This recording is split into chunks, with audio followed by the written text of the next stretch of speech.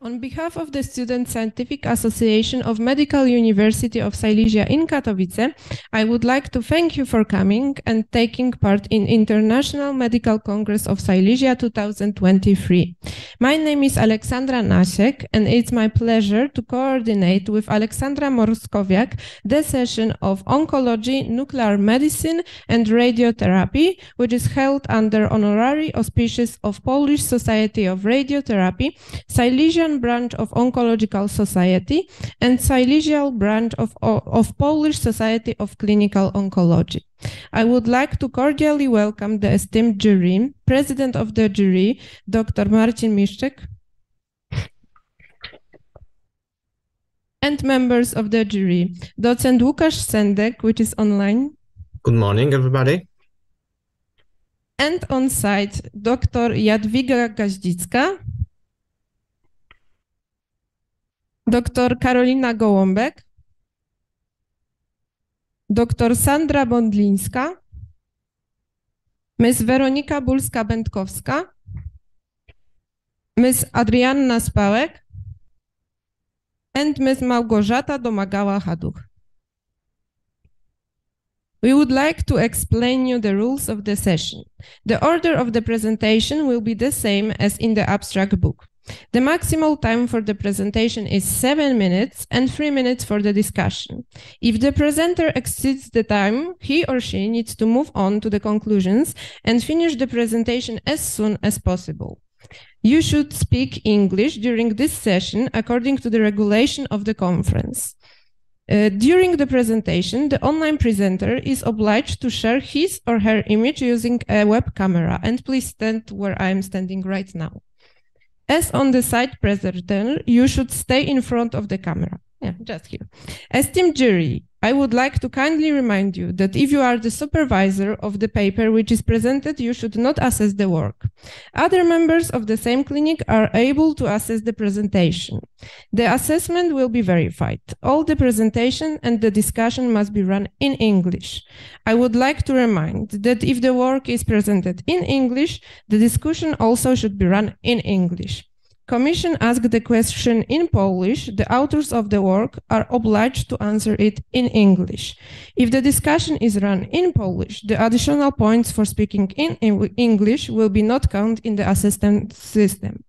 We kindly ask the jury to assess the substantial value, the way of presenting the research, the form of discussion, and creative own contribution to prepare the scientific work. The evaluation of work will be held with the usage of paper assessment cards and the electronic system.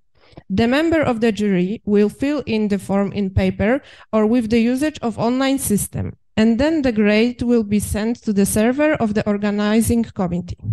As the session coordinators, we mark in the assessment online system whether the presenter respects the time limit of the presentation and the usage of English language. The speakers will be granted additional plus 20% of obtained points for the presentation and discussion in English. When the session ends, we kindly ask the jury member who is assessing the works online today to assure if all the marks have been saved correctly. If they are of green color, not a yellow one. Okay, so to begin, I think we can start the first presentation. So the title, Protein Mineral Nanoplates with High Cytotoxicity on Colon Cancer Cell Culture, Trifon T. Popov. Are you with us? Hear me? Okay, so can you please share your presentation right now? Yes.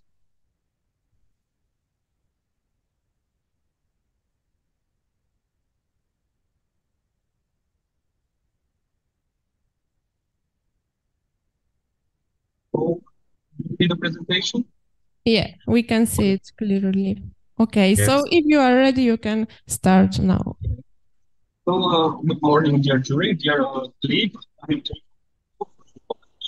And I'm going to present you our research work about protein mineral nanoplates. Firstly, a brief introduction about apoptosis.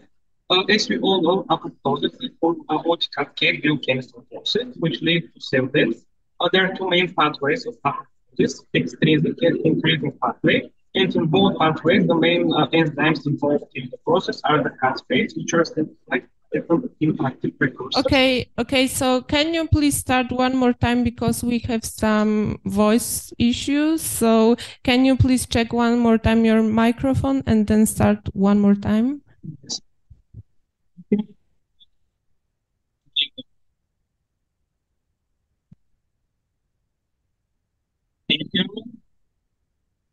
Yeah. We can hear you, but we have some internet issues. So can you check your internet connection and we will read you once again at the very end of the session and you will start again, okay? Check out, please, if your internet connection is okay. All right. Thank you very much. Let's move to the presentation number 2.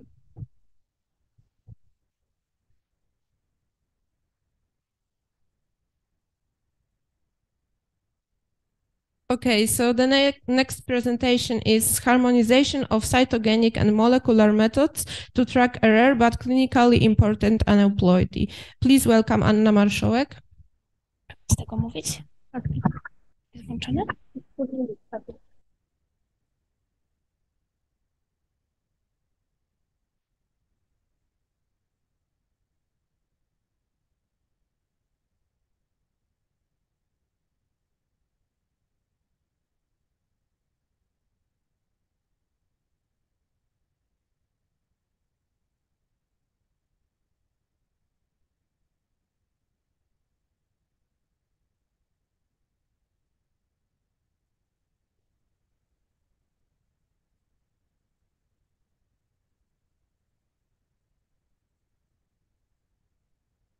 Okay, good morning, ladies and gentlemen. My name is Anna Marszałek, and I would like to the introduction you that the various genetic methods take us closer to making an appropriate diagnosis and deciding on the better therapeutic management. The hypodiploidy is an aneuploidy occurring in 1 to 2% children diagnosed with precursor B-cell acute lymphoblastic leukemia. We can divide the hypodiploidy into 3 subtypes: near haploid, low hypodiploidy, and high hypodiploidy. We must remember that the hypodiploidy is an unfavorable genetic prognostic factor. Patient diagnosis with hypodiploidy are classified as early high risk and required intensive treatment to achieve remission of the disease. It's the aim of my presentation. A total of 250 patients with newly diagnosed BCP-ALL treated according to the AEOP BFM 2017 protocol in Polish pediatric hematology centers were included in the study. We conducted GTG band standing and FISH fluorescence in situ hybridization test using molecular methods BCR, ABL1, KMT2A, ETV6, RUNX1, TCF3. We conducted cytoscan HG-HD to check AKZF1 plus status for patients without affirmation rearrangements. 3 patients with hypodiplokaryotype were identified. The first patient is the girl. We found abnormal hypotriploid femur karyotype. You can see on this picture that the trisomy of chromosome 2, 5. So yeah, we can a trisomy of chromosome 2, 11, and 12, tetrasomy of chromosome 1, 4, 6, 8, and 10. 2 chromosomes of unknown origin was found too. We used the FISH test, among others, to verify numerical changes of chromosome made visible in GTG band standing. In this case, we can see 3 red signals which correspond to a gene located at chromosome 12, confirming a trisomy of chromosome 12. There are also 4 green signals correspond to a gene located of chromosome 21, confirming a tetrasomy of chromosome 21. On this picture, we can see 4 fusion signals confirming tetrasomy of chromosome 14, X, and 1 respectively. The cytoscan Ig array relieved a mass hypodiploidy clone by confirming but the loss of heterozygosity of chromosome 1. And moreover, we see that the same chromosome have reduplicated after loss of heterozygosity. The second patient, it's a haplodiploid and hyperdiploid karyotype. By the cytogenetic method show us that the hyperclone is a doubled hypodiploid clone. We see the hyper cells, which is a doubled haploid cell, normal cell, haploid cell, hyperdiploid cell. It's abnormal cell. And the microarray tested indicated only a hyperdiploid clone, but not a typical one. I should explain you why. The 3 lines which we see here tell about a tetrasomy of chromosome 14, 21, and X.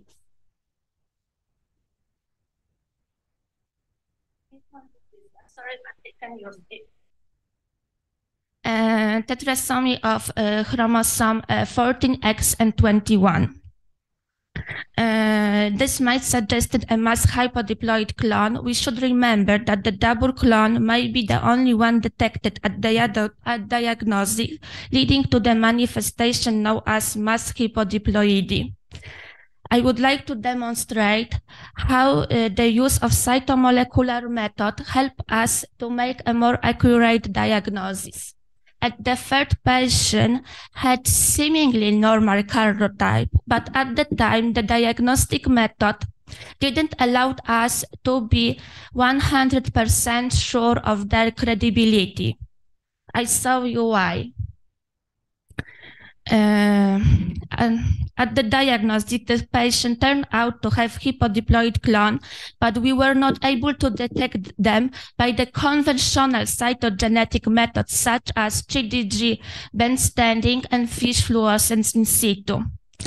Because the number of haplodiploid cells made only a small part of all cells. I would like to stress that cytoscan HG have been available in Poland since 2018. In comparison to SNP array like cytoscan HG, the cytogenetic methods show lower sensitive in detective mosaic clone. We see the result of the karyotype at relapse. We identified 4 normal metaphase was also, but the 9 metaphase with hypodiploid karyotype of this patient at relapse. And the cytoscan HG array test confirmed an abnormal hypodiploid clone. And we can notice that the patient depend on the deletion of the chromosome.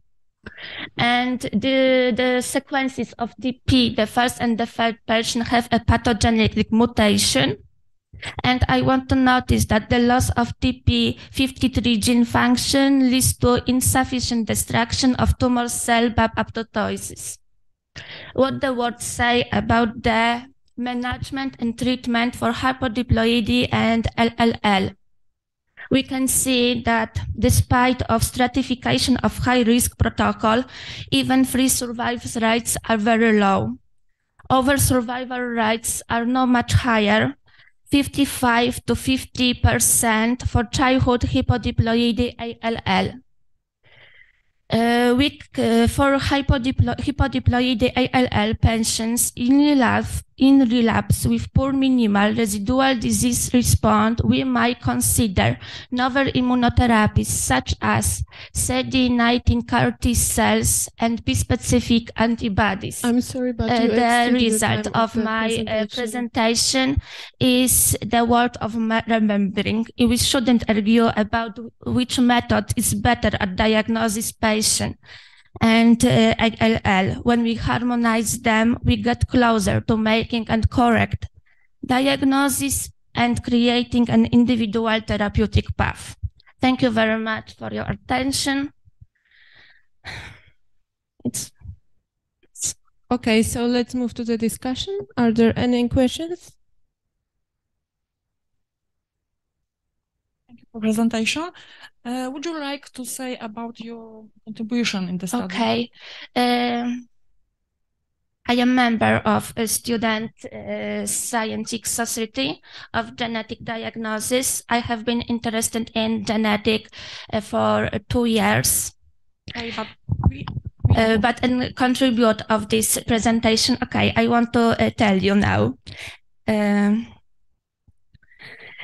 I have already presented a case report about minimal residual disease is connected to the genetic prognostic factor, but genetic prognostic factor were more interested for me, and I prepared this presentation with my with help of my works tutor, and I checked this patient on a system online in the hospital. I have a member of the workshop how to identify patient hypodiploid in the cytoscan HG, and read this result. And for example, when I could talk in Polish, I believe that it was the better presentation, because I think that I am good at genetic than good at English. About contribution in studies, not presentation. Okay. Okay, thank you. Would you like to say about the limitation of the study? Could you repeat? Would you tell me about the limitation of the study? Limitation of the study. Okay. We decided to choose 250 patients because in Poland every year is diagnostic precursor B-cell acute lymphoblastic leukemia 250 from 300 childhood ILL. And when I told you that the hypodiploidy is the rare but very clinically important, because when you haven't had SIMC array methods, we couldn't identify correctly our patient, because when we have not the SIMC, I come back to my presentation to explain you better. For example, it's the result of a patient at the at the ERA Thermo Fisher, and here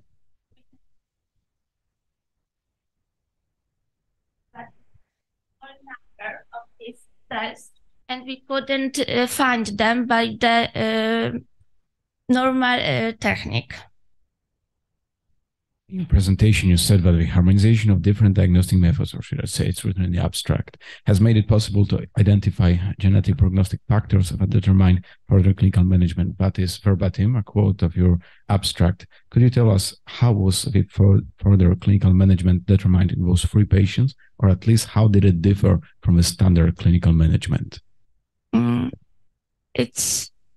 Sorry, I don't understand. Okay, so once more, in the conclusions of your abstract, it's in the abstract book. Okay. It says that those prognostic genetic factors can be used to determine further clinical management, or actually that they made it possible to. So I'm asking, what was the further clinical management, or at least how did it differ from the standard of care?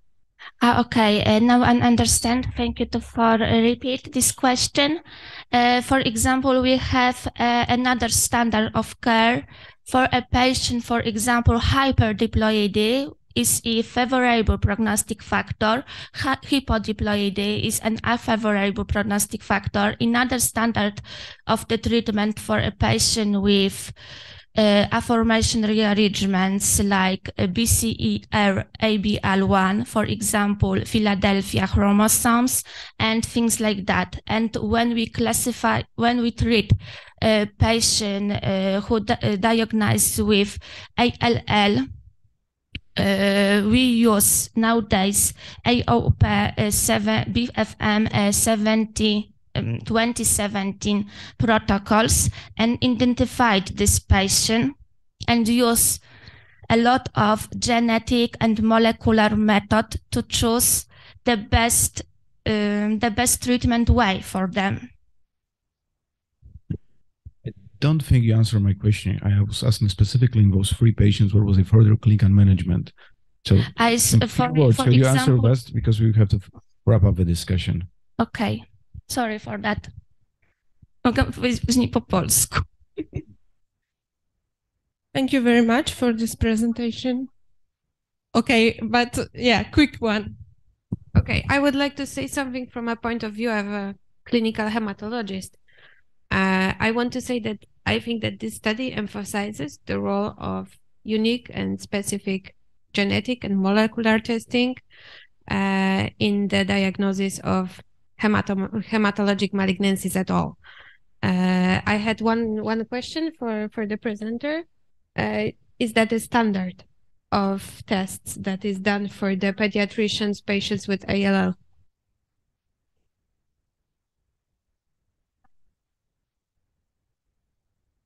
Mm-hmm.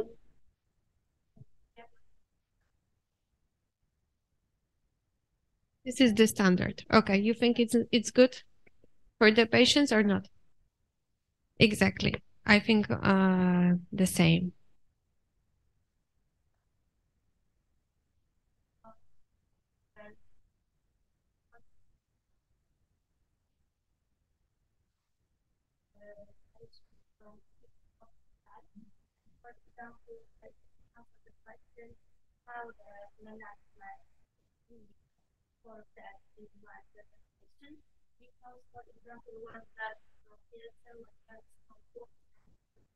Okay, thank you very much.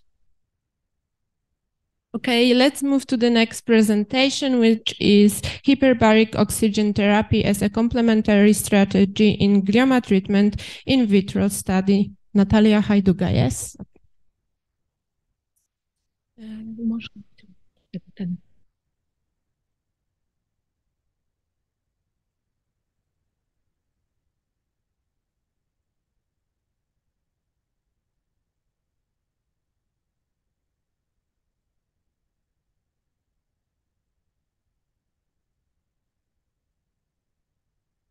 If you are ready, start your presentation. Good morning, ladies and gentlemen. My name is Natalia Hajduga, and I would like to present the results of our study entitled Hyperbaric Oxygen Therapy as a Complementary Strategy in Glioma Treatment.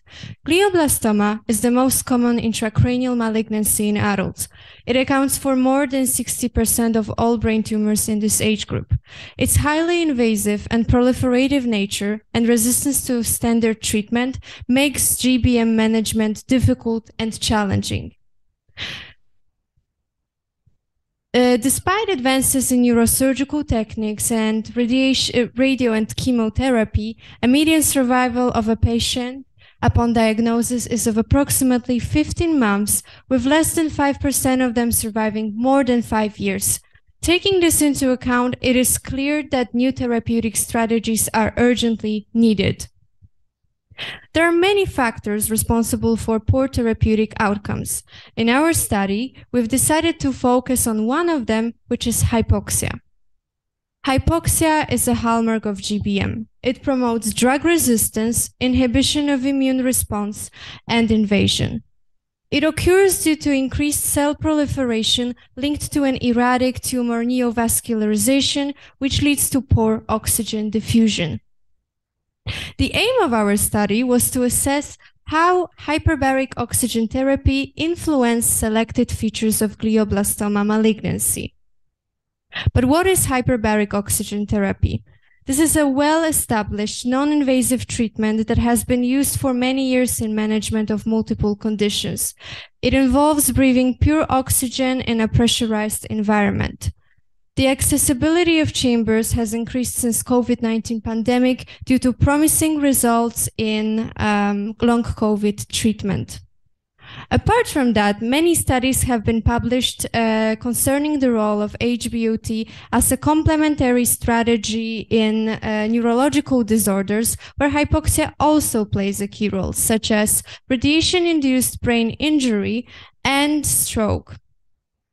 We had 3 cell lines at our disposal, the T98G commercial cell line and 2 patient-derived. The second, which was established from a newly diagnosed and treated patient, and the 17th, a recurrence after previous neurosurgical resection and radiotherapy.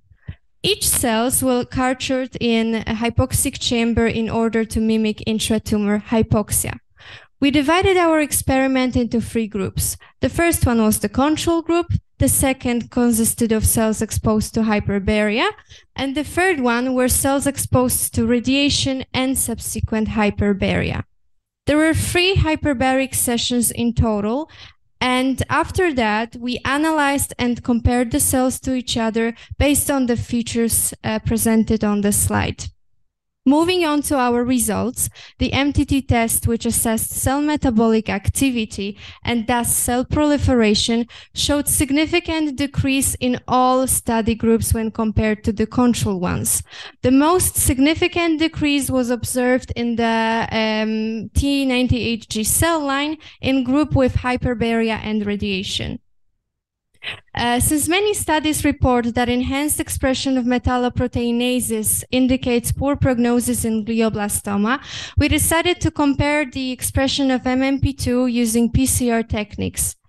As you can see, once again, the level of expression was significantly lower in all groups exposed to hyperbaria. Hypoxia-induced factor 1 alpha also indicates poor prognosis. And using special ELISA kit, we decided to measure the level of HIF1 alpha in each group. Again, cells exposed to hyperbaria had decreased level of HIF1 alpha, with the most noticeable decrease in the commercial cell line. We also assessed mitotic potential using immunofluorescence method. Here on the pictures, you can see how the number of mitotic divisions and the size of nuclei differed in the control group and hyperbaric oxygen therapy group of commercial cell line. Here, how it looks in the second cell line and in the 17th. We also assessed the migration, which stands for invasion potential. The GIFs you can see were made using images taken through camera connected to microscope. Here you can see how the time to heal the wound differed between a T98G cell line, the second cell line, and the 17th. You can see that the time needed to close the wound in all groups exposed to hyperbaria was 4 times longer than in the control groups. Last but not least, we assessed mitochondrial membrane potential. And on the picture presented, you can see mitochondria of a T98G cell line of a control group. Based on the results we have obtained and our own observations, it can be assumed that hyperoxia may have an inhibiting effect on tumor growth. This indicates a potential role of hyperbaric oxygen therapy as a complementary strategy in glioma treatment. But we need more in vitro and in vivo studies to assess it. Thank you very much for your attention.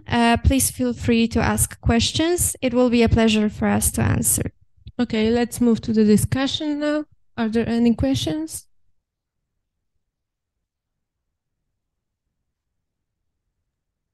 I have one question. So can you hear me?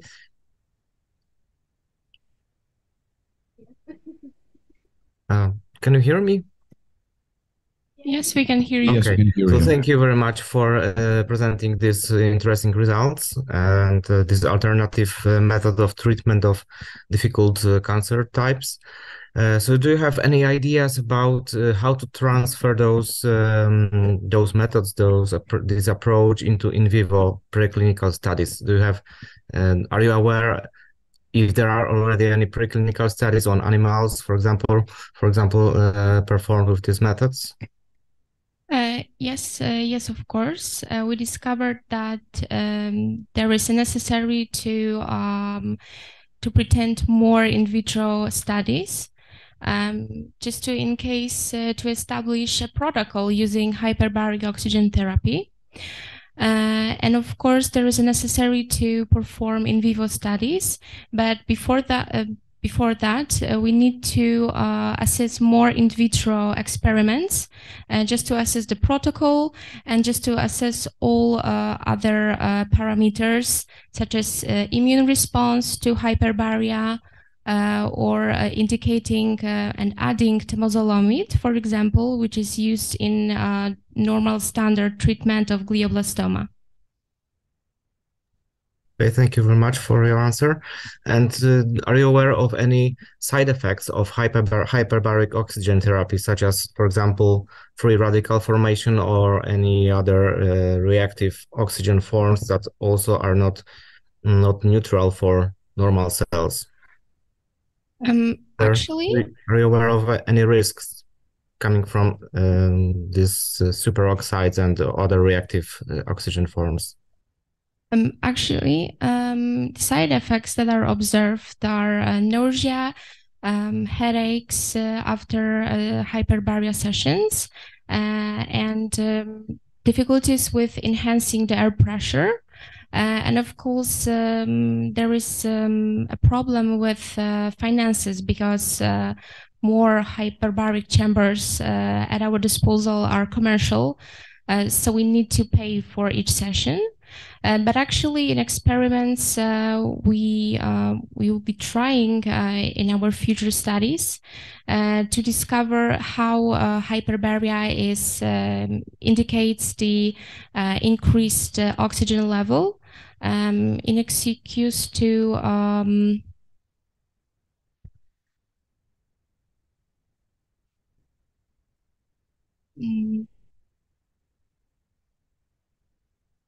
free rodents of oxygen. Okay, thank you very much for your answer. Thank you. Very nice presentation. So I'll actually have two questions. First one would be, in radical treatment of glioblastoma, obviously the standard of care would be radiotherapy plus temozolomide plus adjuvant temozolomide, and if it's available, tumor treating fields. But what is the dose limiting factor of radiochemotherapy, which is the main part of a treatment? Actually, the disadvantages of radio and chemotherapy could be a possible recurrence of glioblastoma and not adjunctive treatment in the case of thus recurrence. In particular, I was referring to brain necrosis after elevated doses of radiation therapy. And this is actually an interesting thing in relation to hyperbaric oxygen. Do you know any effects of hyperbaric oxygen on post-radiation late sequelae? Actually, we mentioned the publication based on effect on hyperbaria in radiation-induced brain injury. And based on that publication, we discovered that the hypoxia, which indicates this injury, could be delimited using hyperoxygen, because in this radiation injured brain, we have a problem with genetic factors like increased express of hypoxic related factors to hypoxia. I was in particular referring to the fact that it's used to treat radiation necrosis. Okay, so I think there's one more question. Same question, because I have to ask your contribution in the study. Our contribution was to perform a database and the base of articles we have been based in our experiment. We're also responsible for cell passage for change the medium of the cells to prepare our cells to mRNA extraction, for preparing our cells to attend PCR, for prepares our probes to attend the MTT test. And we were responsible for taking results, analyze them, and interpret them, which was presented on our presentation. Okay, thank you very much for your presentation. And yeah, you can go. Thank you. Thank you so much. Okay, let's move to the next presentation. It's extranodal head and neck non-Hodgkin lymphoma, a retrospective analysis of a clinical outcome. Please welcome Bartosz Wiernik.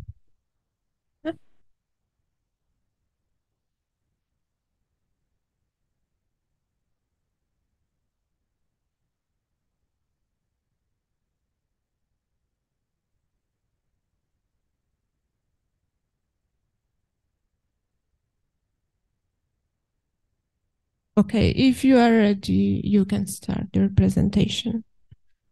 Good morning. My name is Bartosz Wiernik. The co-author of this study is Magdalena Zapała, and we are the participants of the student scientific cycle of the Department of Hematology and Bone Marrow Transplantation, Silesia Medical University in Katowice. It is a particular pleasure for me to talk to you my presentation. The title of it is Extranodal Head and Neck Non-Hodgkin Lymphoma, a retrospective analysis of clinical outcome. I have divided my talk into 5 sections. Firstly, I discuss the problem of extranodal manifestation of lymphomas. Next, I present and analyze our study. Finally, I like to sum up our work and present conclusions. Let's talk a bit about lymphomas. Lymphomas are a heterogeneous malignant tumor characterized by the aberrant proliferation of the mature lymphoid cells or their precursors. Typically, they can be divided into 2 entities, Hodgkin's lymphoma and non-Hodgkin's lymphoma. The head and neck area is rich in lymphatic tissue, especially the Waldeyr's ring, salivary glands, and oral cavity, which is why the head and neck are favorable anatomical sites for development of lymphoproliferative diseases. Most lymphoma patients present only uncharacteristic symptoms like swollen lymph node and tumor mass in extranode area, fever, night sweats, or weight loss.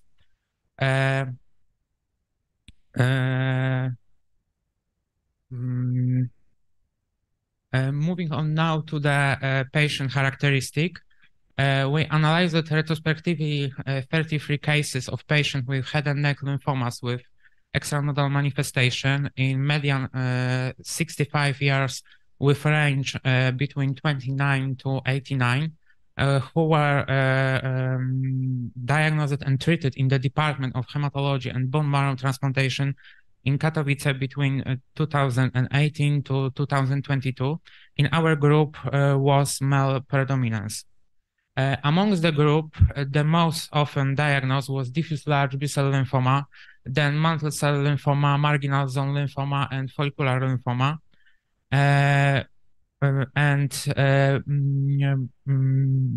Peripheral T-cell lymphoma, Burkitt lymphoma, plasmablastic lymphoma, small lymphocytic lymphoma, and primary cutaneous follicle center lymphoma. In each case, the diagnosis was based on histopathological examination using immunohistochemical panels. Non-Hodgkin lymphomas demonstrated manifestation more often in oral locations like tonsils or tongue than in the non-oral locations. I would like now turn to the symptoms. In our group, only 18 patients presented symptoms, which you can see on the left side of my presentation. In other patients, the detection of lymphoma was accidental. The clinical stage was performed using an Arbor staging system. 12 patients were in first or second stadium, and 21 patients in third or fourth stadium. Moreover, 4 patients presented B symptoms. Next, the frontline treatment in all patients. The highly intensive chemotherapy with or without anti-CD20 antibody was applied in 31 patients. The median time from diagnosis to treatment onset achieved 27 days. Additionally, the radiotherapy was applied in 4 patients, and 2 patients did not exceed any kind of therapy. After first-line treatment, 21 patients achieved a complete remission. Unfortunately, 4 patients achieved only partial remission, and in 6 cases, the disease progression. The autologous hematopoietic stem cell transplantation was performed in 3 patients as an emergency procedure.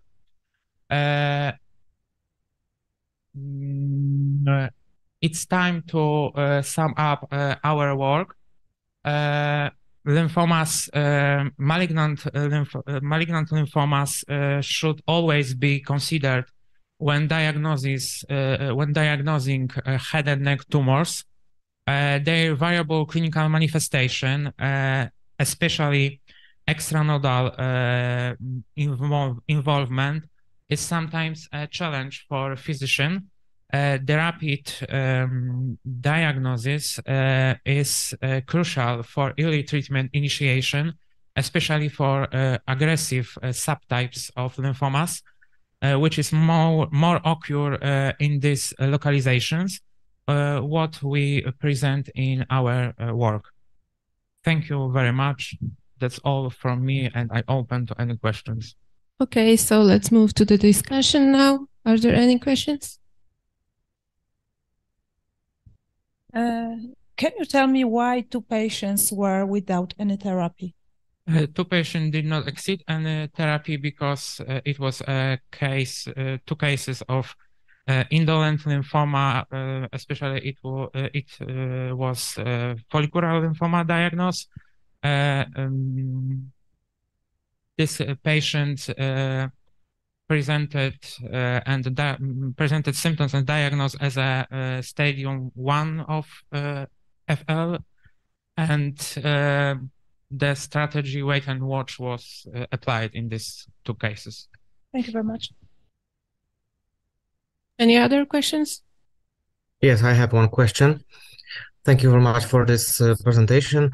I have a question because I'm not sure if I get it right from your presentation. You mentioned anti-CD20 treatment for at least part of the patients, while in the cohort and in the total cohort there were only patients with non-B type lymphomas, for example, T cell or other. Did also this treatment was administered for those patients? Anti-CD20 treatment. With anti-CD20 antibody was applied for B cell with expression of CD20 in immunohistochemistry, and without this antibody for T cell lymphoma. Okay, now it's clear because I thought that this treatment was administered for all the patients.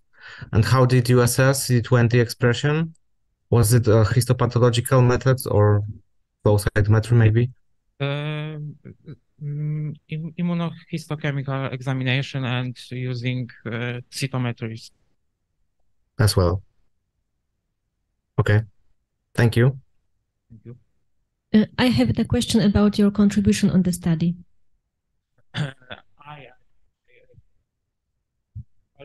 Magdalena the data, analyze this data, the study, and prepare this presentation. You did conclude that such disease is among the most common oncological diagnoses in the head and neck region, which is a daring statement.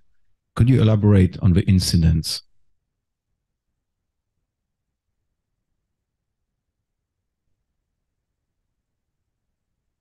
Lymphomas are the most common in this localization, but another factor The most common is warm-up.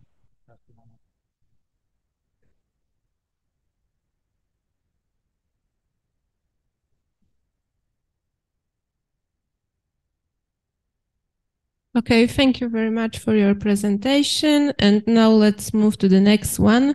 Clinical prognostic factors for hepatocellular carcinoma. Evita Daugel, are you with us? Yes, hello, good morning. Okay, can you upload your presentation? And share while you are sharing your screen. Yeah. So you can stop. Okay, now? Yes, 1 second.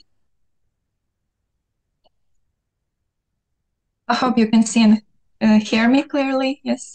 Yes, we can see and hear you. Okay, you can start your presentation if you are ready. Yes, good morning one more time, dear audience, dear commission. Today I will present my work about clinical prognostic factors for hepatocellular carcinoma. The incidence of malignant tumors of the liver continues to increase every year. And hepatocellular carcinoma is the most common form of liver cancer and accounting for all liver cancers. And it's the third leading cause of cancer-related deaths worldwide. Prognosis of hepatocellular carcinoma is influenced by various clinical factors such as age, tumor size and spread, number of nodes, and invasion of adjustment structures.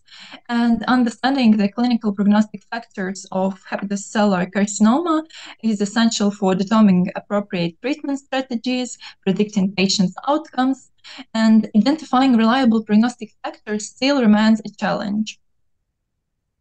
So the aim of my study is to prove that clinical and laboratory indicators such as age, gender, alpha-fetoprotein level, tumor spread, number of nodes, neutrophil to lymphocyte ratio, NLR, platelet to lymphocyte ratio, PLR, aspartate aminotransferase to neutrophil ratio, ANRI, aspartate aminotransferase to platelet ratio, APRI, and aspartate aminotransferase to lymphocyte ratio, ALRI, can be used as prognostic factors in predicting overall survival in hepatocellular carcinoma patients. So data they collected for 190 patients who were treated in post-Radnić Clinical University Hospital in Riga from January 2015 to December 2022. And those who did not meet the inclusion criteria, they're excluded. So only 56 patients who underwent local directed therapy. It was surgical resection or transarterial arterial embolization. They're analyzed in the study. So clinical data of hepatocellular carcinoma patients, age, year of diagnosis, type of therapy, tumor spread, as well as laboratory indicators, FP, NLR, PLR, ANRI, LRI, and APRI, and impact on overall survival were analyzed. So results, as I spoke before, it was 56 patients who were treated with transarterial hemembolization or surgical resection. And using Cox regression model was found that pre-therapy alpha-fetoprotein level, neutrophil to lymphocyte ratio, number of nodes, age, aspartate aminotransferase to platelet ratio, and type of therapy influenced 1 year overall survival in hepatocellular carcinoma patients. After multivariate Cox statistic analysis, it was concluded that the number of nodes, alpha-fetoprotein level, neutrophil to lymphocyte ratio, aspartate aminotransferase to platelet ratio, they are statistically independent prognostic factors for overall survival. Using Kaplan-Meier method, it was found that median overall survival in patients with T1, it's the local spread of the tumor from TNM classification. So the T1 patients, the median overall survival was 71 months. Then in T2, it was 32 months, T3, 9 months, and T4, 10 months. There you can see that there are no big difference between T3 and T4 stage.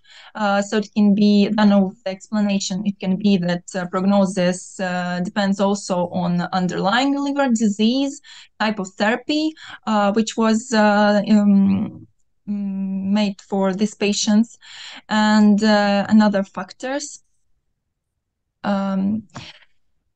The median overall survival for patients with solitary hepatocellular carcinoma was 40 months, and for patients with multifocal hepatocellular carcinoma was 10 months. And you can see a big difference between these two groups.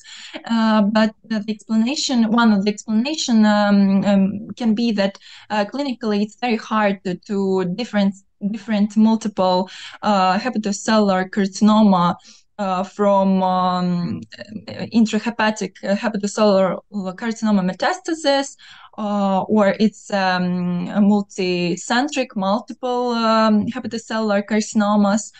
So there further research is needed. About alpha-fetoprotein level, patients with preoperative alpha-fetoprotein level less than 107 had median overall survival of 32 months, and patients with preoperative alpha-fetoprotein level greater than 107 had a median overall survival of 6 months.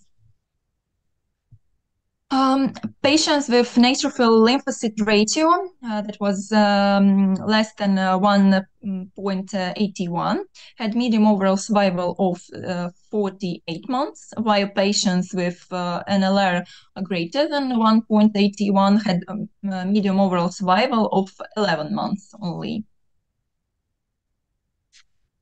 The study revealed that laboratory indicators such as platelet lymphocyte ratio, aspartate amine transferase to lymphocyte ratio, and aspartate amine transferase to neutrophil leukocyte ratio, they're statistically insignificant as independent prognostic indicators for hepatocellular carcinoma patient survival, and they're not informative for predicting hepatocellular carcinoma patient survival. My conclusion is that pre-therapy alpha-fetoprotein, neutrophil to lymphocyte ratio, number of nodes, age, aspartate amino transfer to platelet ratio, and type of therapy are prognostic indicators that influence 1 year overall survival in patients with hepatocellular carcinoma and can be used for predicting the survival of hepatocellular carcinoma patients. Thank you for your attention. Now I'm ready to answer your questions. Okay, I think we can move on to the discussion. Are there any questions?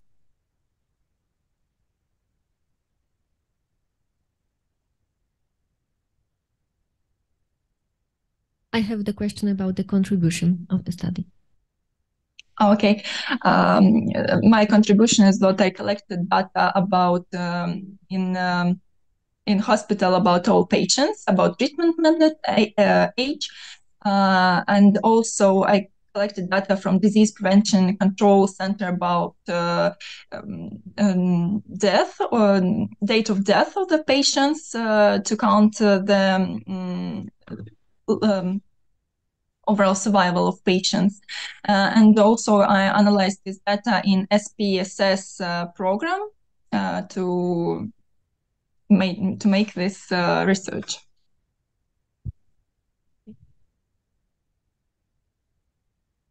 Very interesting presentation. So quick question regarding limitations. You presented data on tumors ranging from T1, which were probably treated with partial resection of the liver, up to T4 treated with TACE. Do you know of any stratification systems that could help you reduce the heterogeneity in your material?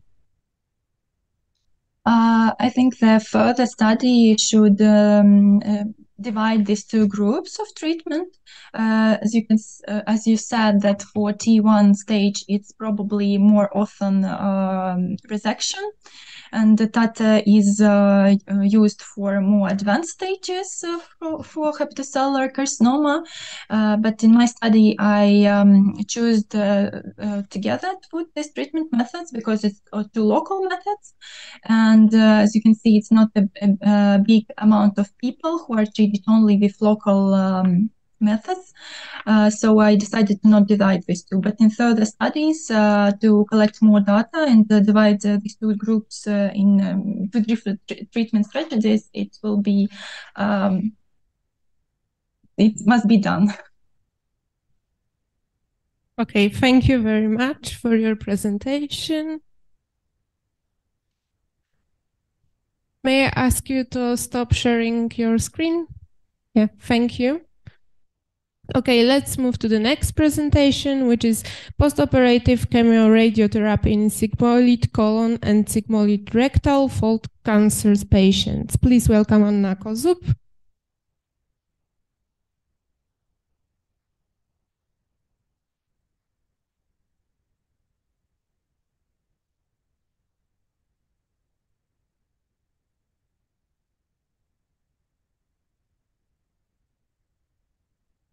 You can start now. Good morning, everyone. Dear jury, I'm Anna Kozub, and I'm a volunteer in the 3rd Radiotherapy and Chemotherapy Clinic in National Institute of Oncology in Gliwice. And today I would like to focus on the topic of postoperative chemoradiotherapy in sigmoid colon and sigmoid rectal fold cancer patients. Just quite a quick retrospective study. So to begin with, I'd like to say that sigmoid colon cancers are becoming more often diagnosed worldwide in recent years. For now, it's about the 3rd most often diagnosed lung cancer and with the 2nd highest mortality rate. Just moving on to the next step, so the radiation, the chemoradiation therapy in such patients, where are we now? So I shall tell you that they are just used in the case of non-resectable T4 colon cancer patients. It's just we just use them as a neoadjuvant therapy just to aid resectability and in the further treatment just to try to resect them. And of course, we use the radiotherapy, so about 45 to 50 grays in about 25 fractions. And as for chemotherapy, we use some fluoropyrimidine-based chemotherapy planning. So now what is the gold standard in such treatment?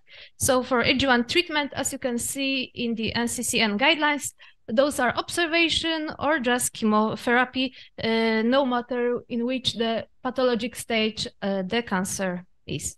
And for the case of metastatic disease, we can observe that it just varies in case of which organ do we think of.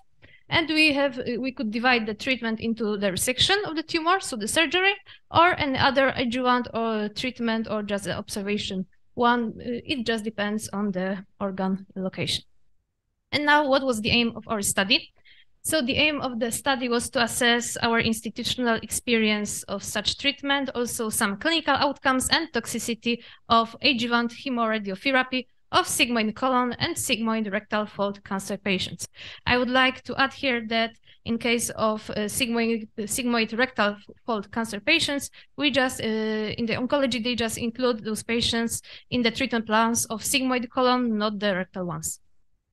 And now, what was our methodology? So we have prepared 4 main inclusion criteria, as you can see on the screen. So we based it on the tumor location, the histopathological type of subtype of such tumor.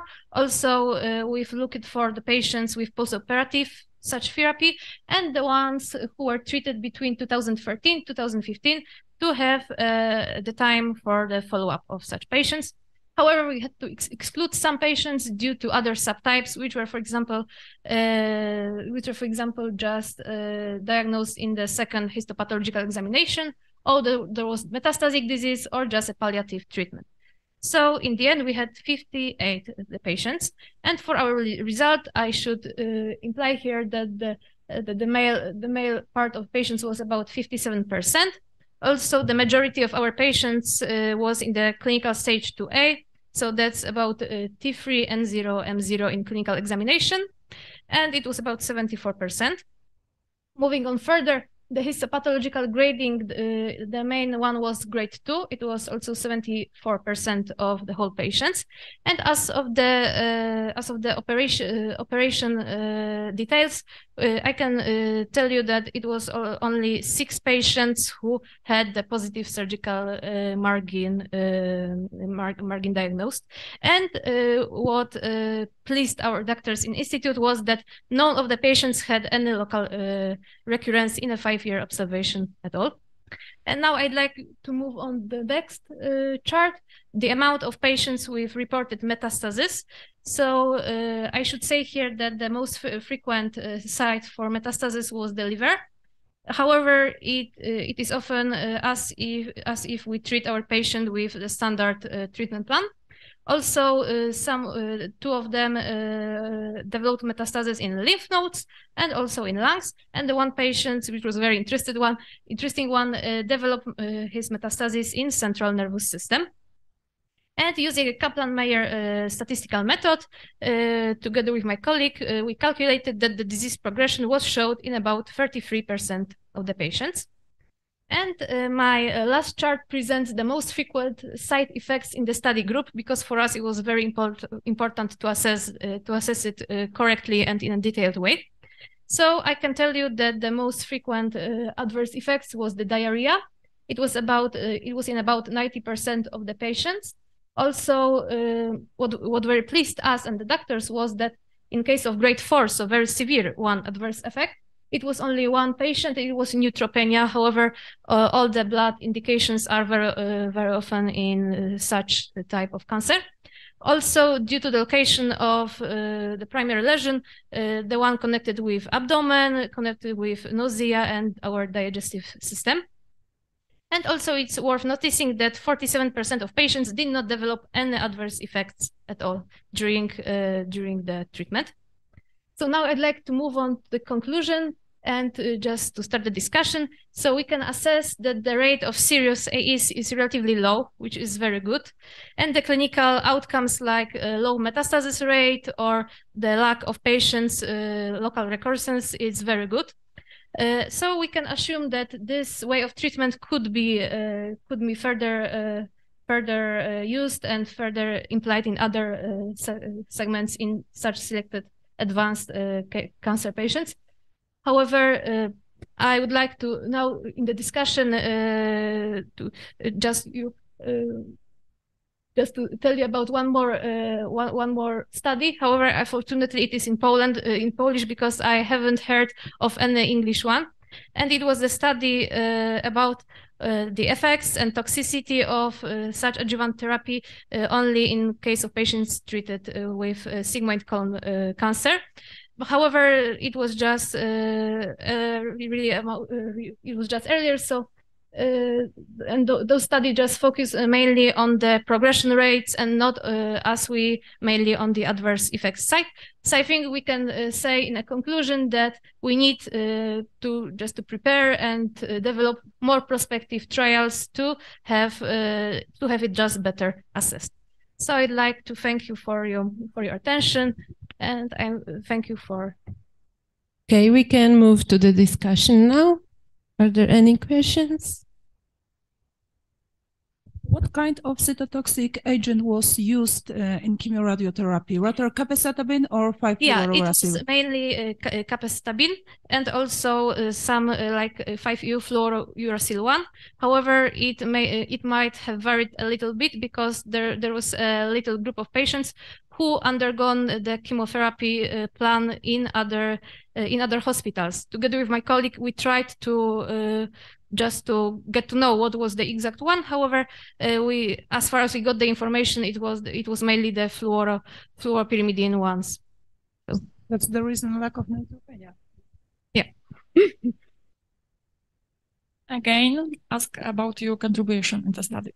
So together with my colleague, we've gathered all the information from oncological hospital because that's not our teaching hospital, so it took us a lot of time to gather all the information. And due to the fact that we wanted to have quite a long follow-up period, because the patients we chose the patients who were treated up to 2015 years, so we had to just to look very carefully for the time, for their medical history. However, I can see one limitation here, because as I have told previously, some of the patients weren't treated with chemotherapy cycles in oncological hospitals, so we had to call some patients to ask them about the more details, which were not included in the system of oncology. Yes, the statistical analysis is it's mainly from my colleague, but we tried to do our best and just to consult everything together. Okay, thank you very much for this presentation. And let's try one more time to present the protein mineral nanoplates with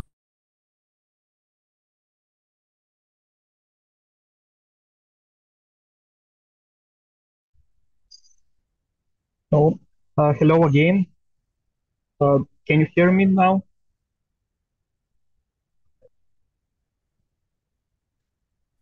Yes, it's much better now. Perfect. So, can I start? Yes, please go on. But I cannot share my screen because something else is shared.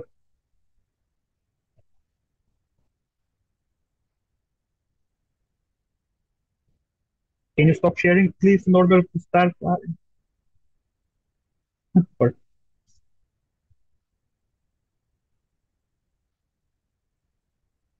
So I hope you see the presentation now.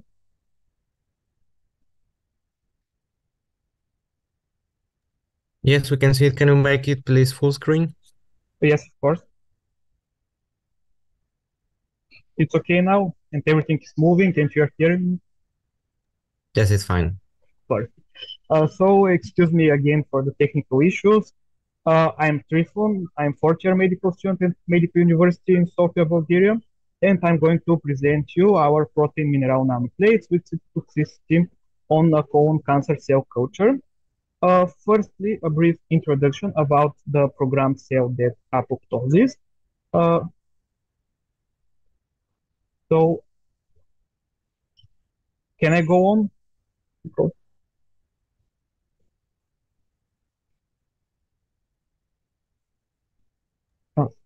It's now everything okay? And yes, can please I go on. Because maybe online everything was perfect, but in the lecture hall. So, again from the beginning, maybe.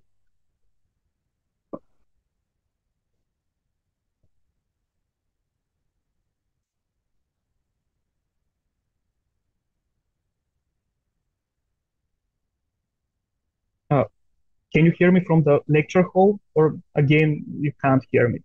Because only Professor Sedek showed up. He hear me.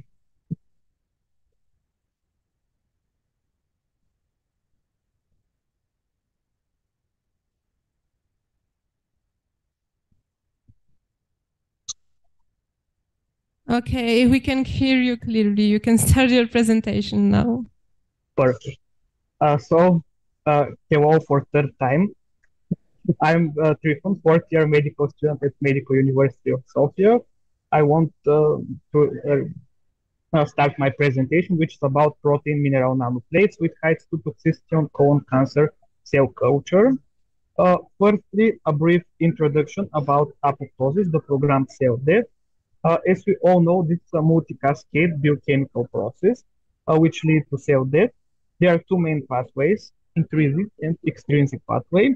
And the main enzymes involved in this process are the caspases, which are synthesized as an inactive precursors, procaspases, which are then activated. In the intrinsic pathway, the main role has the cytochrome C, which is a mitochondrial hemoprotein.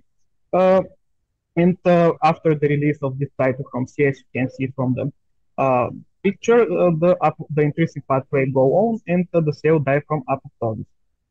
In cancer cell, however, apoptosis is blocked due to the inability of their mitochondria to release cytochrome C, the so-called Barbour effect, but apoptosis can be initiated by introduction of exogenous cytochrome C using the capability of cancer cell to phagocytize extracellular COVID particles with submicron size.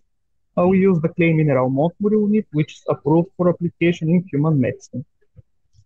Our materials and methods, we use ECPIN cytochrome C, which is 97% identical to human one, as you can see from this 3D superpolarization model. The green line is the human cytochrome C, the red one is the ECPIN, and they are 97% identical. And we use the clay mineral Montmore unit because of its high absorption capacity, determined by the half micrometer size and 1 nanometer thickness of the monoplates. Our methods, we use some physical-chemical methods as well as some biological methods. We use electric white scattering, static white scattering, and microelectrophoresis. Through the electric white scattering, we can determine the diameter of the particles. As you can see, the relaxation time depends on the third degree of the diameter. Through the static white scattering, we can determine the molecular mass of our particles. And through microelectrophoresis, we can determine the electrokinetic mobility using the Small-Hofstee-Henry equation. The cytotoxicity was tested on colon cancer cell culture from a metastatic lymph node, the so-called CW 620 cells. They were cultivated for 2 weeks in a FOAS. After that, they were cultivated in a 96-well plate. Each sample was repeated 3 times in a different period of time, meeting all sterility conditions from the manufacturer. After that, we use inverted microscope to detect the number of dead cells and the number of vital cells. We use the ditrypan blue, which covers the dead cells in blue. The vital cells are colorless, and we calculate the number of dead cells and the number of vital cells, and that's 2 to 50 is the ratio between the number of dead cells and the number of vital cells in our control. And finally, our results. On this graph, you can see the dependence of the electrokinetic mobility from the cytochrome C concentration. As you can see in the left side of the graph, we can slight decrease in the absolute value of the electrokinetic mobility. When we reach the isoelectric point, the cytochrome C becomes positively charged, the Montmore unit is negatively charged, there is an absorption, and the increase in the electrokinetic mobility. We determine also the protein density, which is the number of absorbed cytochrome C moleculars on a specific surface area. We use the Avogadro sign, which is 6.20 times 10 to the 23rd degree. We use the specific surface area of Montmore unit nanoplate, which is 250 square nanometers per gram, and the molecular mass of cytochrome C, which is 20.4 kilograms per mole. The number of cytochrome C globules per Montmore unit lambda is 23,700. We determine also the cytotoxicity. As you can see, separated Montmore unit and cytochrome C do not have any cytotoxicity, as the vitality is of 90%, while our composite nanoparticles have 97% cytotoxicity, which is very high cytotoxicity. And finally, we determine the dependence of the cytotoxicity from the concentration of cytochrome C. As you can see, we don't have linear dependence. We have logarithmical dependence, which is also a little bit interesting in our opinion. And finally, our conclusions. The use of composite nanoparticles with submicron size for drug delivery is a solution of one of the main problems of anti-cancer chemotherapy, the selectivity. Our composite nanoparticles shows non-linear but logarithmical dependence of the cytochrome C concentration, and our in vitro experiments demonstrate that the cytochrome C Montmore unit nanoparticles have potential application in anti-cancer treatment of superficial neoplasms of the skin and gastrointestinal system. That's our publications and my main sources, and I want to thank you for your attention, and I hope that you hear the whole presentation good. Thank you very much. Let's move to the discussion now. Are there any questions? Yes, I have one question. Thank you very much for this, for presenting us this amazing approach.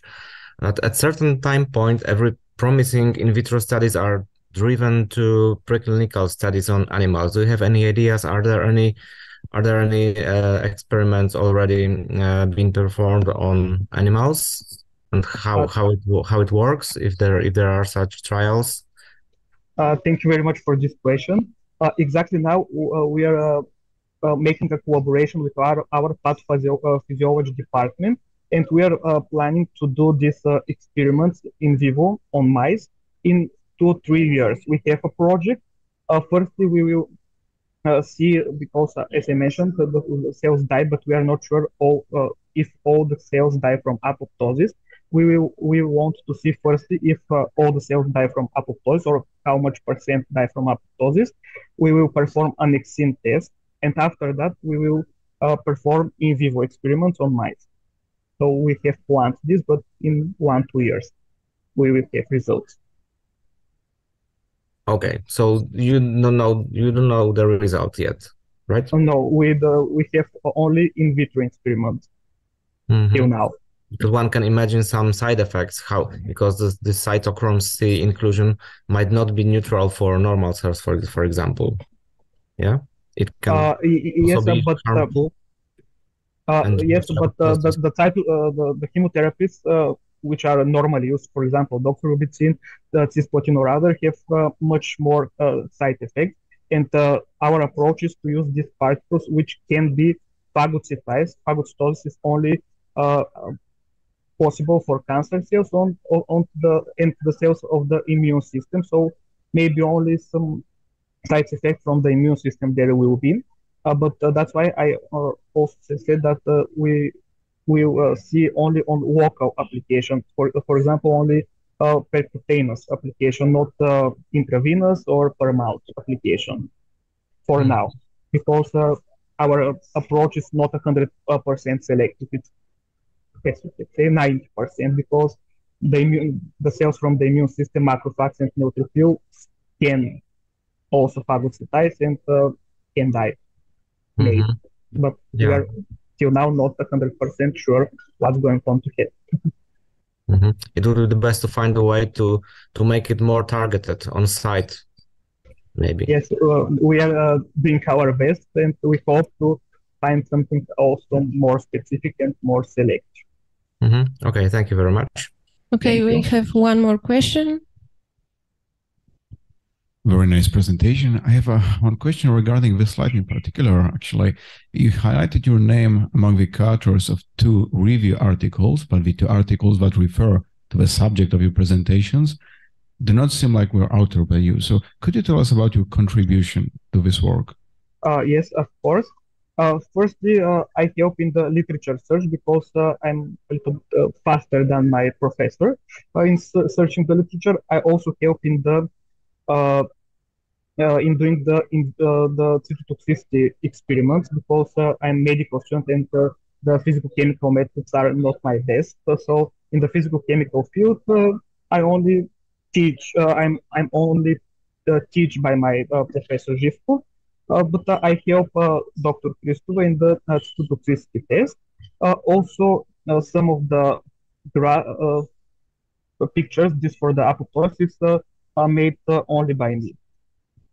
Okay, so this picture in the review is made by me, and I help with the medical part of our experiments, because my strength is medicine, not physical chemistry. So in the physical chemical part, I only see how they are doing the experiments, and they teach me the results, how to interpret the results, because I'm not physical chemical expert. Thank you. So to sum up, did I understand you correctly? You did not participate in the experiments. You did not perform those experiments you are talking about. I perform only the experiment with the toxicity. That's why I speak more about this. The physical chemical methods I only mention. Only in this experiment, I say we make everything 3 times. I made 1 time the experiment. The other 2 times are made by Dr. Kristova, because I cannot make the whole experiment. The results will be not 100% right if I won't make 1 experiment till now. Okay, thank you very much for your presentation. And all the submitted papers have been presented. We congratulate all the presenting authors and participants of the session of oncology, nuclear medicine, and radiotherapy. At this point, I would like to ask the president of the jury for a few words to sum up the session. Please.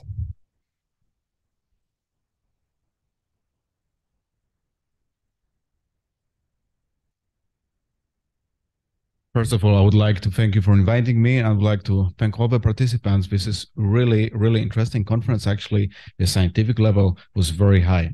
For students, I am really surprised. I'm actually amazed. I think that's the correct word. So I think if we keep it up, Poland might be a very recognizable, and not only Poland, very recognizable place for student scientific research. This is amazing, and I think you should keep it up. Thank you.